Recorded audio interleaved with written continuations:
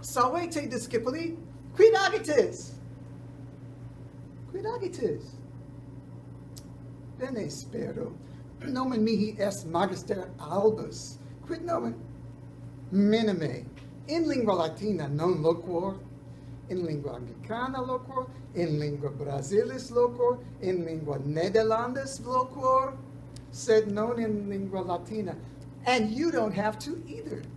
See, in Latin, you don't have to speak Latin. You just have to read it and write it.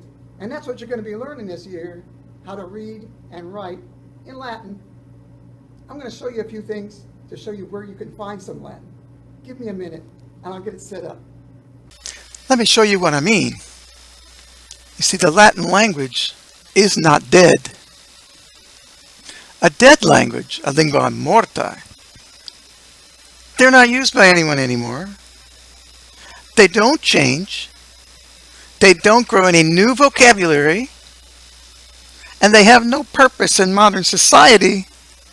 Therefore, they're forgotten. So where is the Latin language? It's on the internet. Let me show you what I mean. You want to see the news? Try reading it in Latin. These Norwegian people put Latin news on every week. More than that, there's another group. They put on the news of the whole world in Latin.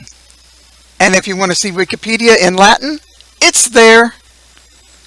Latin is all over the internet. You could even find comic books written totally in Latin. They used to be English, but now they're Latin. I like this one especially.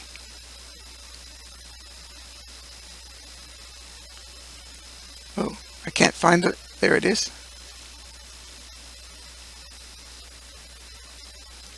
And I have some of these books myself.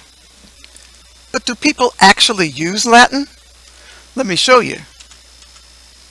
There's Harry Potter in Latin. J.K. Rowling wanted to make sure that her book was translated into Latin because of all the Latin stuff that she put into magic. The Hobbit, it's in Latin now. Now, you've got to come up with some new words to make sure that you could put something in Latin. So Latin's not dead.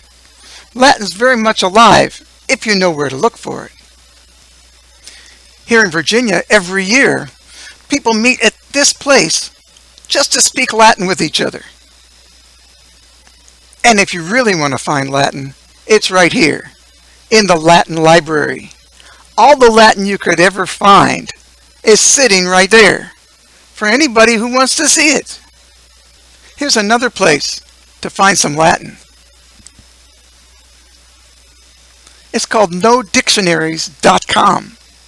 And you can see Latin, and they give you the meanings for all the words right underneath the word. If there's a word they don't have a meaning for, you click on it, and there it is. You can read Latin here online. So before the year's out, I want to make sure you see where you can find Latin, make Latin, and use the internet to get you there. We'll be using Google Classroom, and I'll be making things for you on Google Classroom, but you're going to actually find Latin right there on the internet. But let me tell you a little bit about myself, because I have a hobby that I think is pretty neat. You see, I write books. Here's one of them. That's my book. It's there on Amazon.com. Just right there. Here's another one. I'm not so happy with the covers, but there's a book of mine. And here's another book I'm really happy with.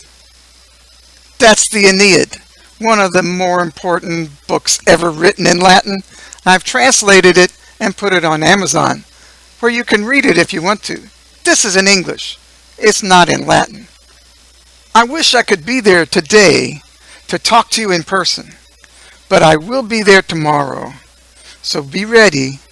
You'll see me, even though you can't see me right now. See you later then. Walete.